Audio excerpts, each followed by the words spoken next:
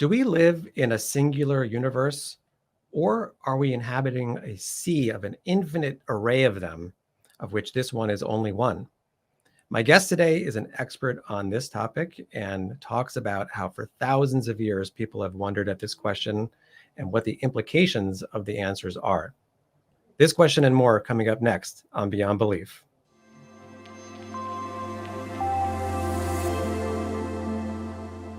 Hi, Professor Rubenstein. It is so great to have you here today, and I've been looking forward to this conversation for a really long time.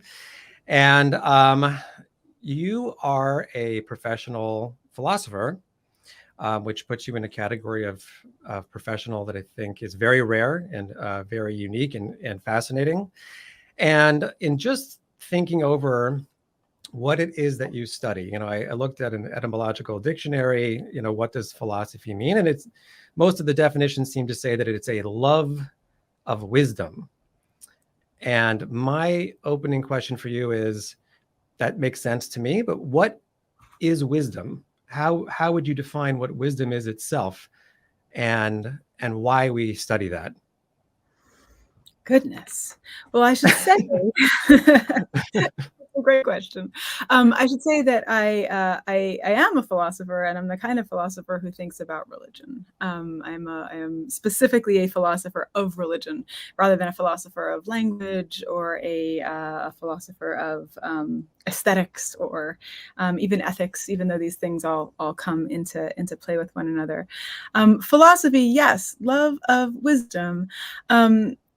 We also know from the Hebrew Bible that the fear of the Lord is said to be the beginning of wisdom. So there are ways that religion and philosophy kind of intersect with one another, even in just this word wisdom. Wisdom. This isn't a definition, but I have a sort of associational cloud with it, and maybe that's okay. My associational cloud with wisdom includes the capacity for slowness, the capacity to consider numerous positions and perspectives on a question without immediate partisanship. Position to turn over a question from a number of different, again, perspectives. And the capacity to discern what the most important question is to ask in any given situation. And then the sort of forbearance to receive different kinds of input into that question. I guess that would be it. It would be honing in on the question, the capacity to find the question and abide the difficulties of difficult questions, the discomfort that it throws you into, to be in a kind of sea of uncertainty. And that's, I think, where philosophy tends to throw us and hold us. I think that was a very good answer. Would you say that it also impacts the way you behave, how you execute on what you've understood? Is there a part of wisdom that's about living, or is it just about cognition? Right. I think many of us in the kind of westernized, modernized world have this sense that we have to know what we're doing before we do it, that, you gain the wisdom and then you know how to proceed or something like that, that the internal state precedes the external state.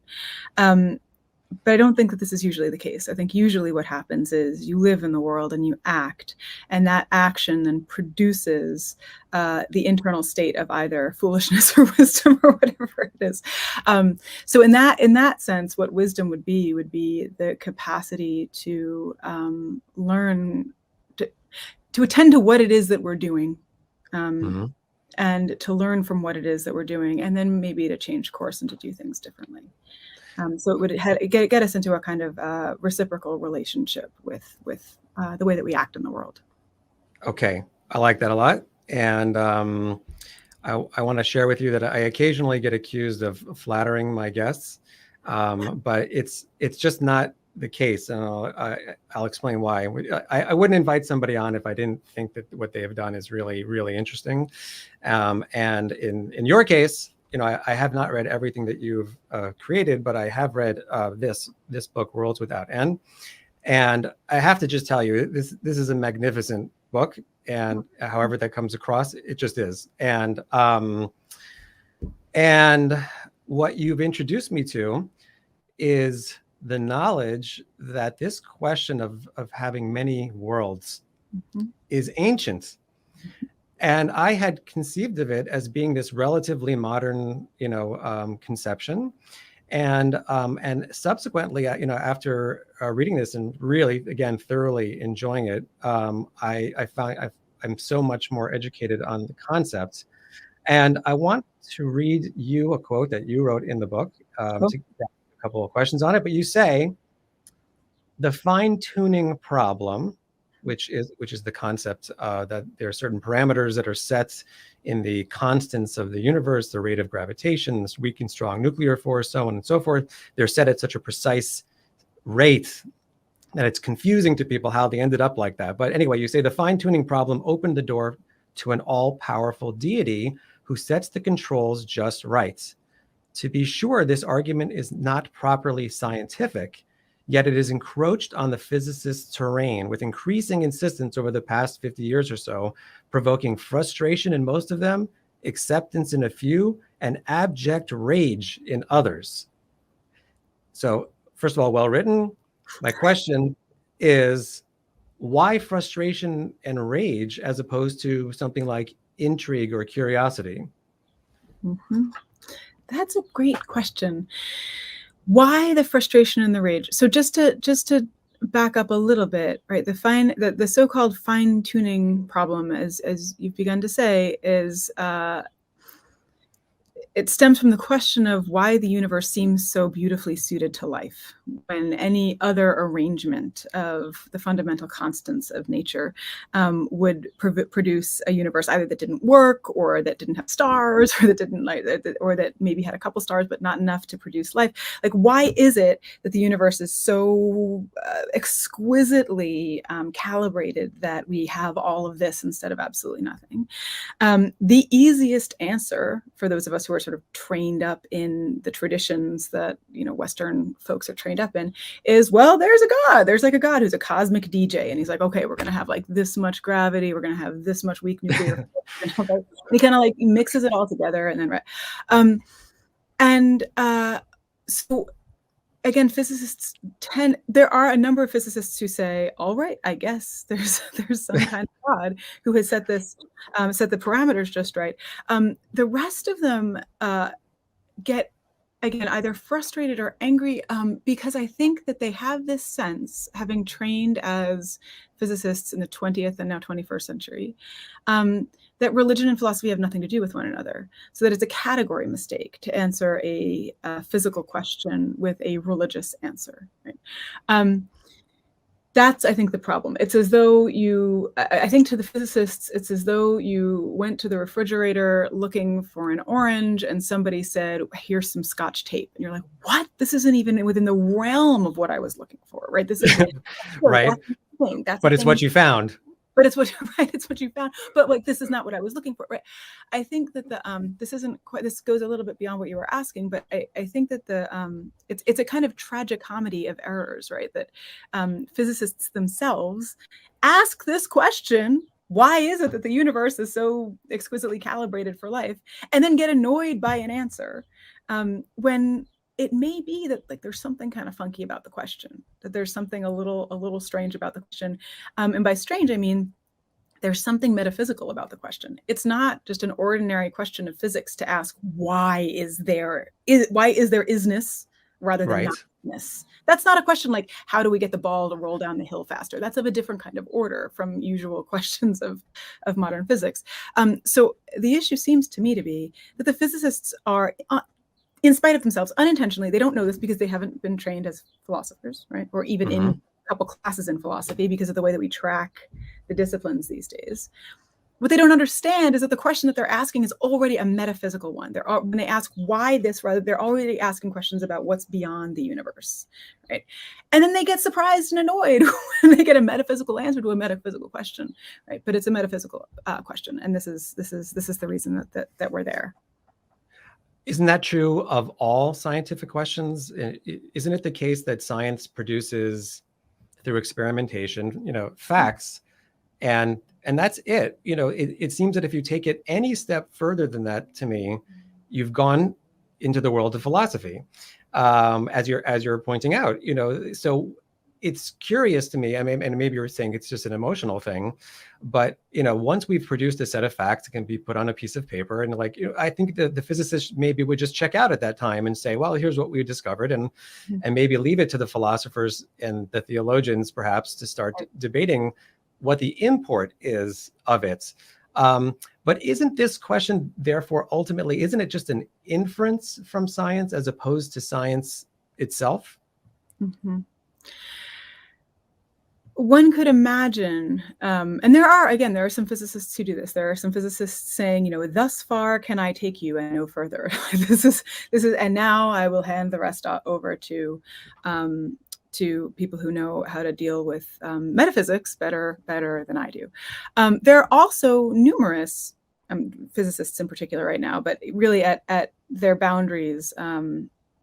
Biology tumbles into these metaphysical questions to its boundaries. It's really like at the limits. There are plenty of physicists who just want to stay within the realm of the how and the what, and not at all the why, right? And who will say of these theoretical physicists, this is absolutely absurd. Why would you even, this isn't even a scientific discipline. This is something else, right? You're situated constitutively too close to philosophy, too close to myth, too close to religion, too close to science fiction, whatever it is.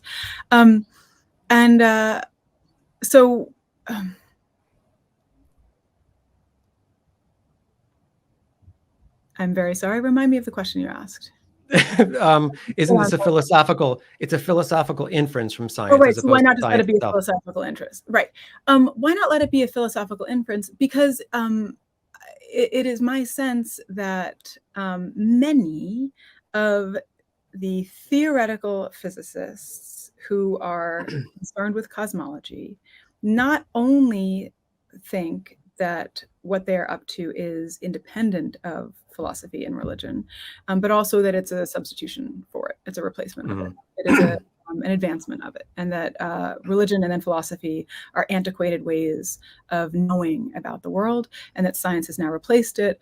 So there just is no room for them. There's no, particularly when you're talking about causation, right? When you're talking about like the world or something like that. So they couldn't possibly give it over to the philosophers and the religionists, because there's no room left for them, because science has won or something like that, right?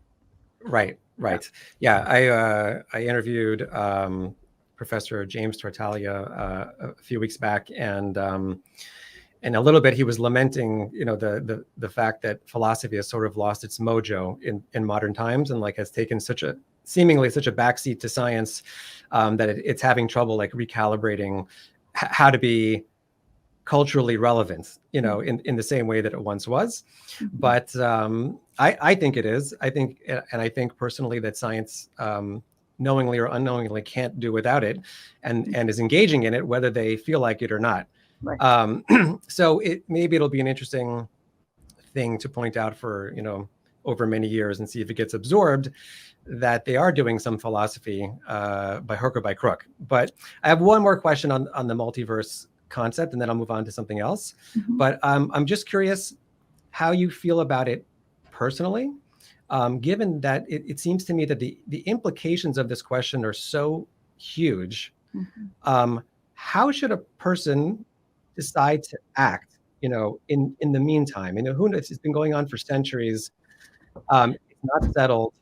A person has to decide how to behave. What do you do? Because it's the difference between, well, it's blind random forces accidentally created all that there is, or it's very purposeful, meaning-oriented existence that we find ourselves in is all planned and designed. I mean, that you couldn't have a greater dichotomy than that. Well, no. On the one hand, no. On the other hand, well, two things. The less interesting thing is, if you want to hold on to the notion of an all-powerful, personal, loving, intelligent creator, you can have that in the multiverse too. You can absolutely have that in the multiverse too. All you need to do is say God created the multiverse, right? So you can always stick a God hat onto whatever it is that science is telling us. So there's no real need to choose, purely for a person who's got some investment in a theistic worldview. Absolutely, you can have both of them. But even if one seems even if they seem to be sort of competing paradigms, one being a kind of I think the big difference is not so much is there a God or not. The big difference is how many worlds do we live in? Like, what's out there? I think that's the big difference. So the question is more, does it matter whether we affirm this universe as the only universe, or whether we affirm other universes in addition to this universe? Again, whether or not you put a God hat on top of it, right? And there, I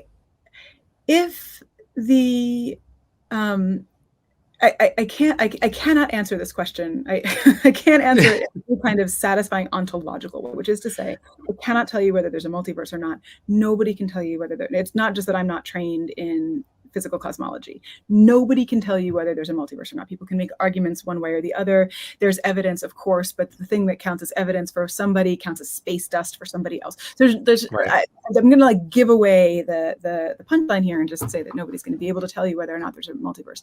But I think it does help to ask what it is that the idea of the multiverse does for us. And the thing that's frustrating to me is that the thing that the idea of the multiverse seems to do for so many theoretical physicists is disprove the idea of God. And right. It just doesn't. For reasons that I can talk about, but I don't have to. But it doesn't. So then what does it do? I think that it can, at its best, the multiverse notion, can be a goad toward wonder and amazement and contemplation at the vastness of the universe, possibility, and to allow us to think about what life might look like in totally different keys, and what planets might look like under totally different conditions. And if the multiverse allows us to sort of think creatively that way about other possibilities, delightful. If, on the other hand, your multiversalism leads you to assert that all of the physical world around us and all humanity and all consciousness and everything is all a simulation, right? And that we have universes upon universes simulated by simulators, and that's our kind of model of the multiverse. And therefore, because everything's a simulation, you may as well not be a decent person, and you may as well make as much money as you possibly can, because interesting people are the kinds of people whom simulators want to simulate. So you should right. Then I think it is a terrible idea to affirm the idea of a multiverse. So I guess I get thrown again back upon the question, which is, what work is the multiverse doing for you? And under certain circumstances, I think it's a wonderful thing to affirm, and under certain other things, I think that we need to focus instead on building just local communities around us. Right. Great way of looking at it, and thank you for that thorough and interesting answer.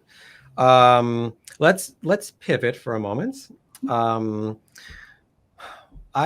I come from a monotheistic understanding of the way the world is, and I've certainly, in my exploration of the philosophical world, come up against this concept of pantheism. Which you've spoken about on occasion, and one thing you mentioned in one of your videos that stuck with me is you sort of lamented what you called the Western world's hold on God, which you described as, at the time, that dude in the sky. And I'm curious, is that how you understand I doubt it is, but the monotheistic conception of the world, or you're being funny? You're trying to make a point, and if so, what point are you trying to draw out when you say that?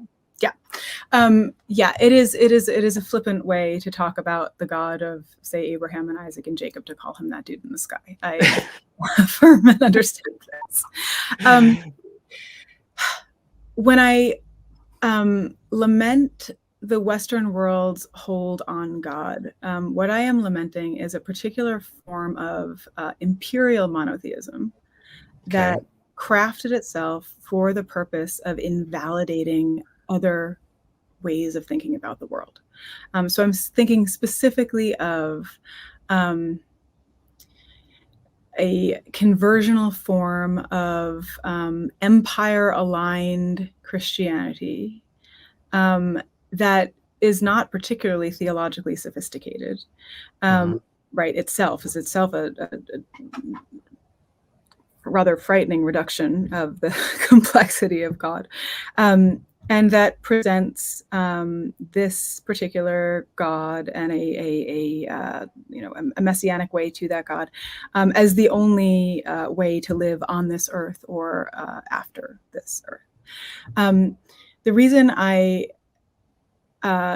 get glib and call him the dude in the sky is that for those imperial purposes, the God of salvation and of wonder and of awe and of signs and wonders gets reduced to a kind of reflection of an earthly emperor or king, and starts looking like whoever the emperor is, and so that for those humans who don't have the luxury that the rest of us do to go diving into Torah and Talmud and Augustine and Aquinas and like figure out those theological complexities, God looks just like the most powerful man around, whether that's the king or the emperor or one's father or something. And I think that the consequences for non-Western communities, the consequences for folks who either aren't men or aren't that kind of men have been pretty disastrous. So when I decry the dude in the sky, I'm not lambasting again the God of Abraham and Isaac and Jacob. I'm lambasting the figurehead whom Western imperialism has made that God into. Understood. Okay. Pantheism.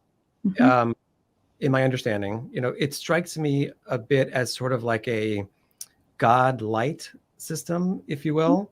Like it seems like you get like all the good vibes, but none of the expectations or like oversight or responsibility and that kind of thing. Do you think that? And I seem to recall in a video that I saw of yours, you said something like we need like a better pantheism or something along those lines. Is there anything, do you think, to what I'm saying? Like, what's the distinction in your mind between monotheism and pantheism?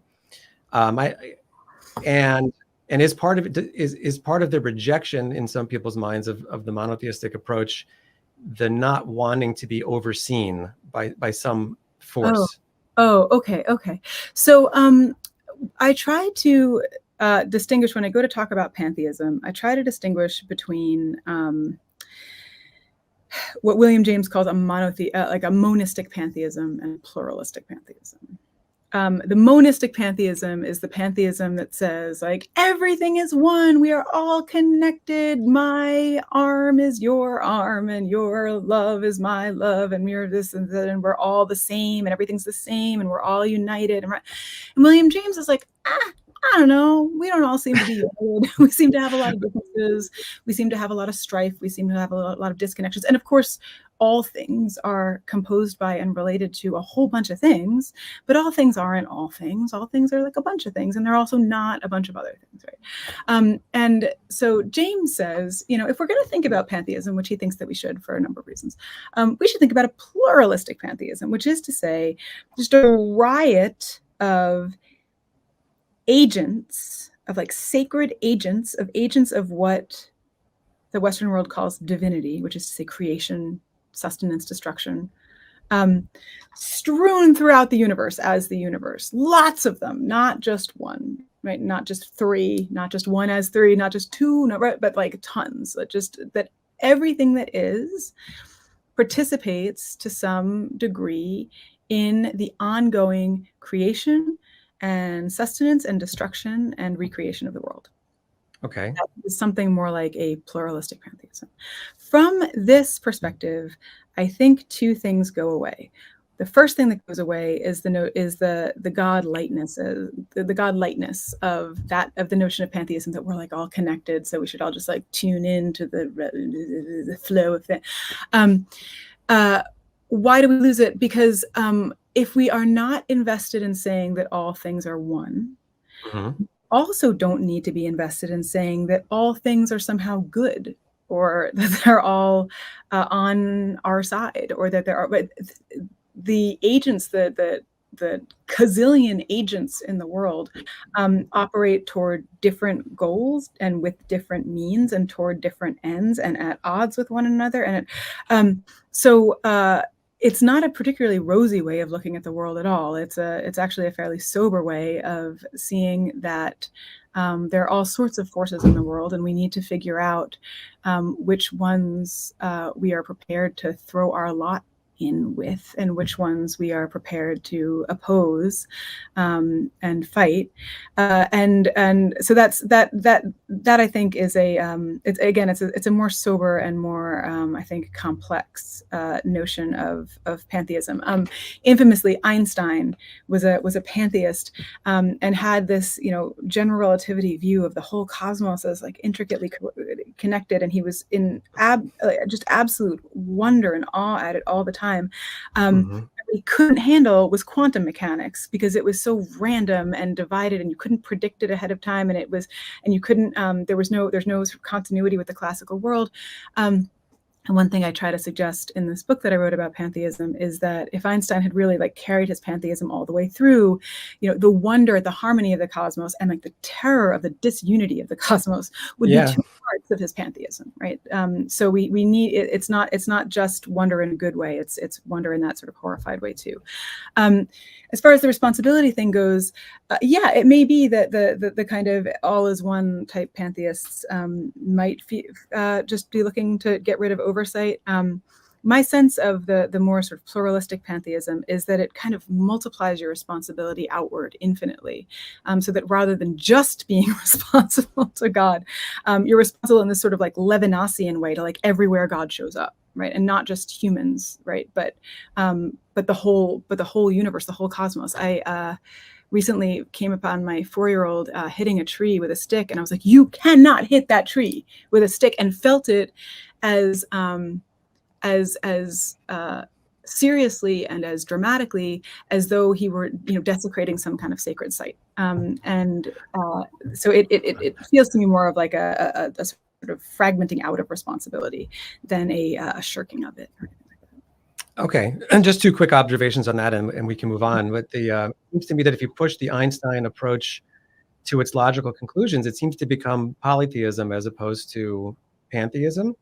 And also, I do think personally that it emerges from monotheism. What you're saying about the tree, at least Jews are taught to say the world was created for me, and that doesn't mean in a selfish way. It means it's my responsibility, and that's the entire world, right? So, we have this notion that, like it says in the book of Isaiah, that, God, forms light and creates darkness, right? So that the one entity, one being, is doing the whole kit and caboodle of, and orchestrating both the seemingly bad and the good, and that needs to be contended with, and we'll get into that maybe in a few minutes. But your explanations are once again very interesting and very good. So thank you for that. And now I'd like to ask you a question about math. Oh no. Okay, let me read you a quote. Okay. Math, religion, really. Okay, so the quote is the following: "A world-class mathematician of our times, Edward Frankel, professor of mathematics at UC Berkeley, explains in a 2013 book intended for a wide audience that most professional mathematicians today understand their task as an exploration of a non-material Platonic world of abstract ideas, a world outside observable and measurable time and space that consists of pre-existing mathematical truths that have existed for eternity. In other words, human beings do not create the mathematical reality that some of the most gifted among human beings are able to perceive. I believe that the Platonic world of mathematics is separate from both the physical world and the mental world, existing as a world of its own outside both matter and human consciousness. Mm-hmm. Okay, so that is something. That's something, right? Okay, so I'll ask you for your reflections on that as a mathematical principle, and then extend it into your area of expertise, which is religion.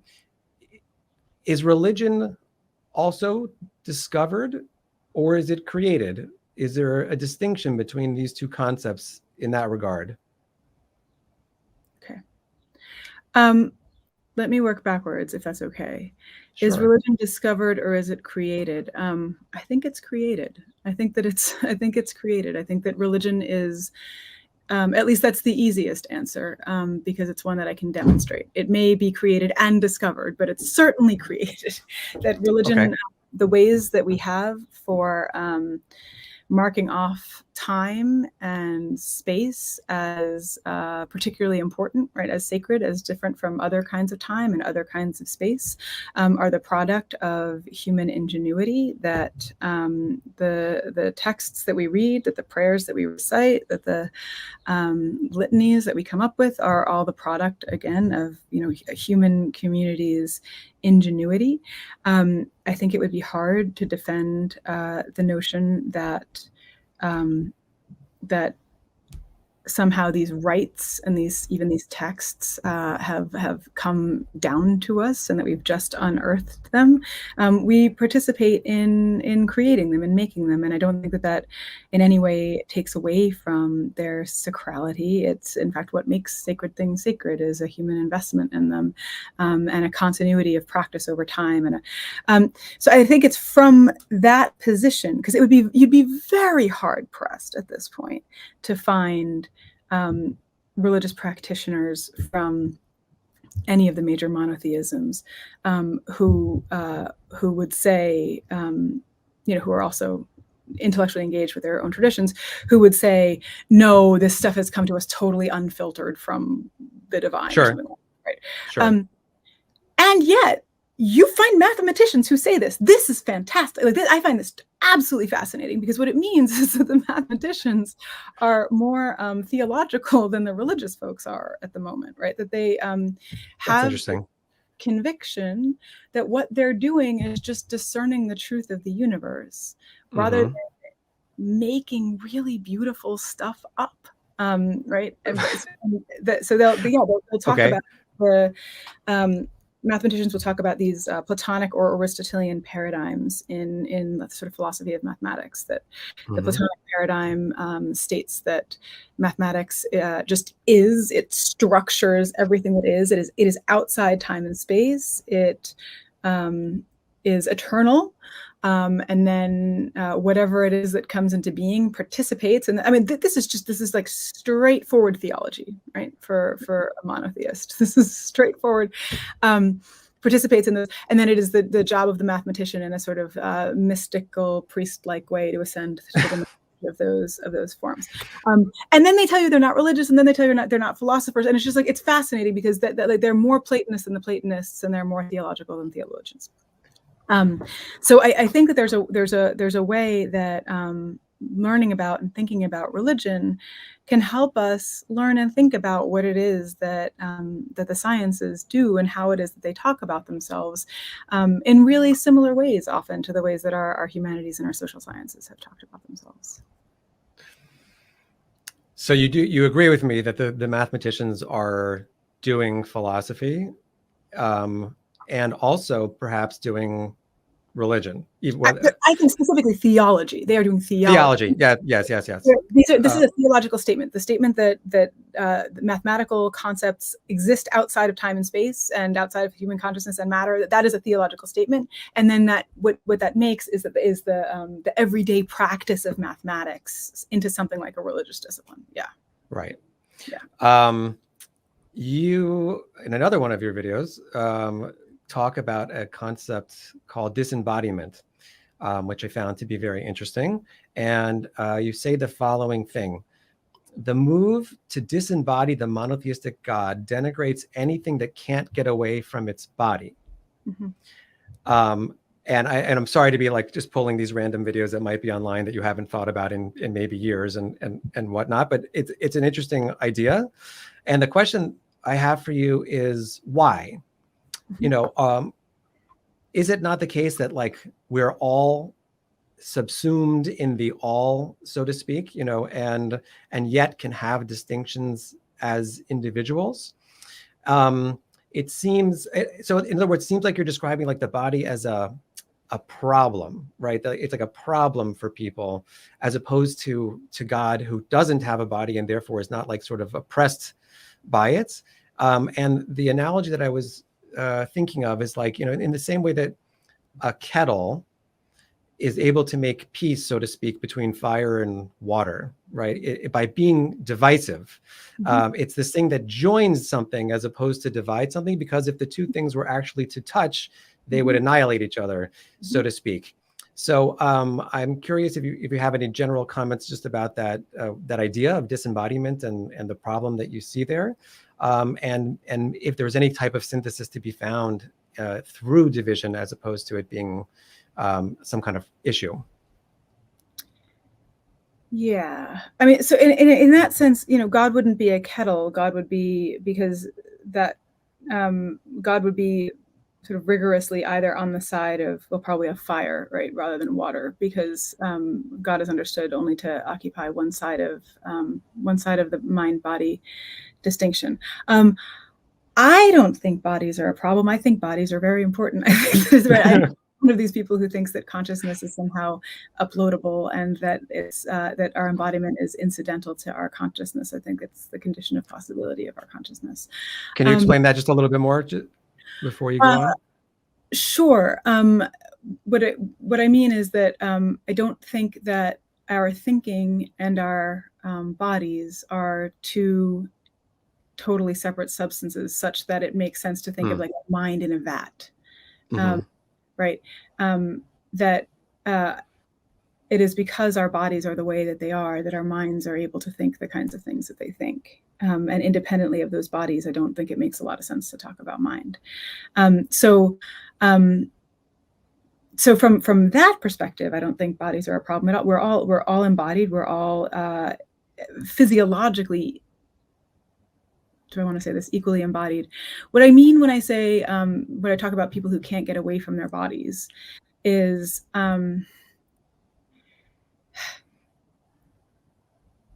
you know how when you take a gender studies class, suddenly almost everybody in the room is a woman, as though like only women have gender and men don't have gender. And often if you take, say, an African-American studies class, you get a lot more Black students than you get white students, because it's understood that, you know, Black folks have race and white folks don't have race, and right. And there are people in our world who are associated more with their bodies than other people are. Women tend to be more associated with their bodies than men do. Black folk tend to be more associated with their skin than white folk do. Disabled people tend to be more associated with their body than able-bodied people do, who can sort of pretend that they don't have bodies. This is what I mean, not that the fact of our embodiment is a problem, but that if we begin from the premise that consciousness is superior to material, that embodiment is superior to embodiment, then the folks who are able to attain an illusion of disembodiment tend to be privileged in a hierarchy of race and class and age and things like that. So that's really what I meant by that. Who is able to have that illusion? Who are the people who transcend in that way? The wealthier you are, the more you're able not to have to worry so much about your body, because your body is so well taken care of, right? Right. It doesn't talk back, right?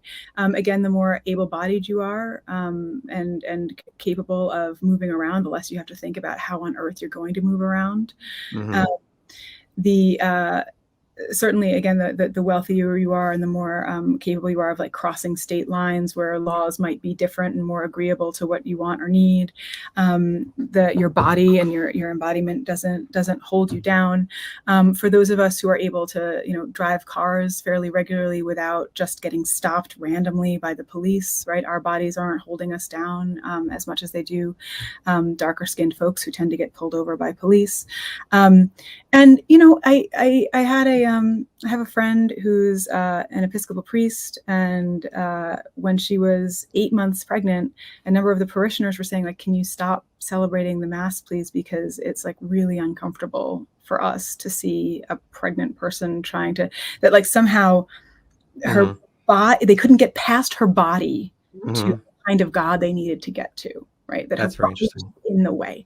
Right. So these are some examples of folks whose bodies kind of get in the way. Okay, understood. I have time for 2 more questions, I think, and this has been really enjoyable, and I really appreciate it. But a couple more ideas. Yeah. In your thinking, what does it mean for a religion specifically to be successful? And are there religions that are more successful than others? And how would we define that? Longevity, number of adherents, the effect on the practitioners. How would you look at that? There's a scholar of religion, Jonathan Z. Smith, who just died a few years ago. I don't know if you know him, but he was sort of old as the heavens, and he looked like Moses. He had a sort of long flowing beard, and he was beautiful and wonderful. And he is known for having said that a religious movement can never get off the ground if it doesn't heal people. That's what a religion needs to do. So from that kind of sociological perspective, I think a successful religion is a religion that heals people. One that heals people physically, emotionally, mentally, spiritually. That tends to get religions off the ground. What would it mean politically for a religion to be successful? No, not well. You could answer it that way, but I don't think that either one of us would be so interested, in that. But metaphysically, I think it makes sense to heal people, to provide people with what their souls crave, and need, and set them on a good path, where life is working for them in a better way. Yeah, I just, there are lots of ways that people look at the success of, various religious movements. And I wonder how often it is that people say what you're saying, which is like, how is it working for people? What's the net result in terms of how you're doing as a result of interfacing with this series, this body of ideas. And it interests me quite a lot, the degree to which religions can be more effective in doing that, and whether even their own core tenets can be mined, on a deeper level, and taught and practiced better, and there's a whole question of whether or not we're hitting the right notes in our practice, and whether the teachers of the practice are good at teaching, and a whole bunch of different questions about how we're doing, and oftentimes I think we're doing well, and oftentimes I think we're doing not well, and want to push the boundaries a little further. But I appreciate your answer. And my last question in the 2 minutes that I have is, this is one of those sort of general concluding kind of questions, which is, I was wondering if you were invited to a forum of all the religious leaders on earth, and you could deliver one message to them as a philosopher of religion, what would you want to say?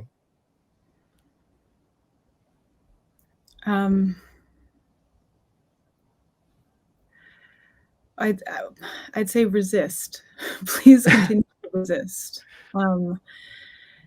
Please continue to hold on. And now we're going to get to what I didn't say.